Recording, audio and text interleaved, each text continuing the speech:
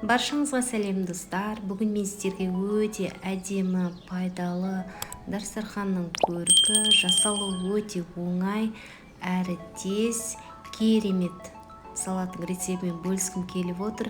Видеоның соңына дейін көрулеріңізді сұраймын. Табамызды қыздырып, грек жаңғағын алып осылай жақсылап қуырып аламыз. Қуырылған кезде оның ерекше әдемі дәмі шығады. Арасында таяқшалары болса алып, тазалап алып тастаймыз. Суығаннан кейін пакетке салып, жақсылап майдалап аламыз. Осылай оқтаудың көмегімен ұрып, ұсақтап аламыз. Енді бізге қайнаған қызылша қажет болады. Осылай алып, үккіштің үлкен жағынан осылай ыдысымызға өткізіп аламыз.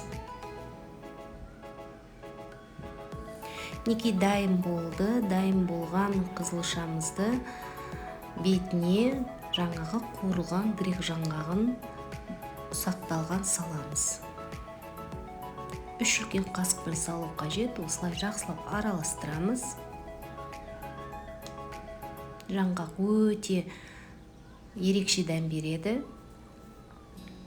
Оның үстіне мейіз саламыз. Менде қара мейіз болды. Тағы да жақсылап араластырамыз. 2 қасық майонезімізді салып, тағы да салатымызды жақсылап араластырамыз біркелкі етіп.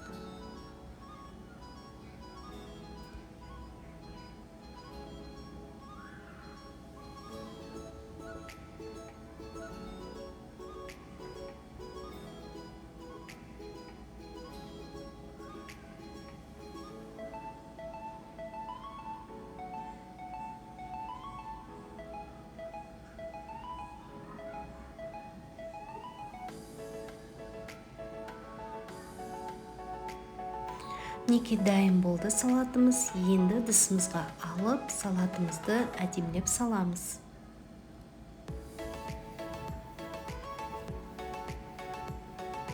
Қатты баспаймыз, жақсылап кішкене дөңгелектеу қылып саламыз.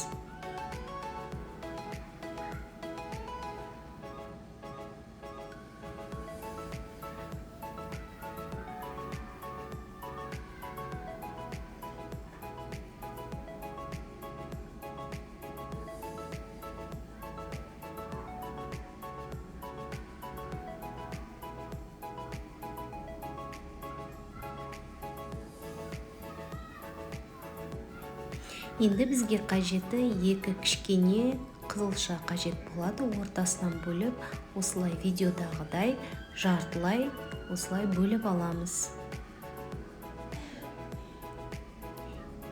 Енді біз салатымызды сәндейміз. Гүл тәрізді етіп, осылай салатымыздың бетіне салып шығамыз.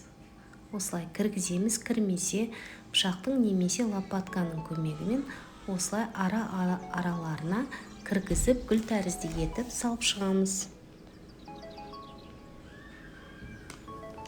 Өте әдемі көрінеді. Кәдімгі раушан гүл тәрізді салат болып шығады.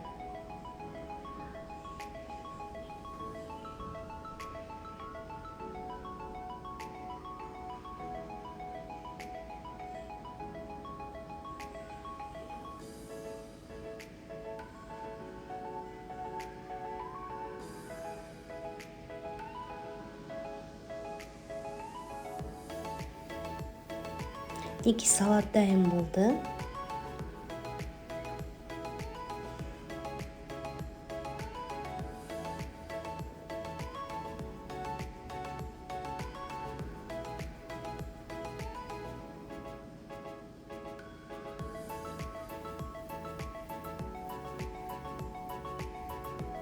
Енді укроп пен петрушканы 2 жағына жапырақ тәрізді етіп әдемілеп қойып шығамыз.